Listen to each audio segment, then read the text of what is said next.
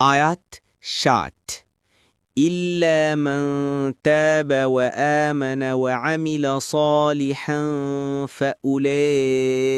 يدخلون الجنة ولا يظلمون شيئا অনুবাদ কিন্তু তারা নয় যারা তওবা করেছে ঈমান এনেছে ও সৎ কাজ করেছে তারা তো জান্নাতে প্রবেশ করবে আর তাদের প্রতি কোনো জুলুম হবে না আয়াত ৬১ جنات عدن التي وعد الرحمن عباده بالغيب إنه كان وعده مأتيا অনুবাদ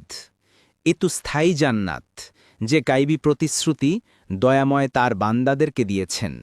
নিশ্চয়ই তার প্রতিশ্রুত বিষয়ে আসবেই তাফসির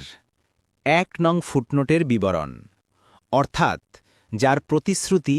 করুণাময় আল্লাহ তাদেরকে এমন অবস্থায় দিয়েছেন যখন ওই জান্নাতসমূহ তাদের দৃষ্টির অগোচরে রয়েছে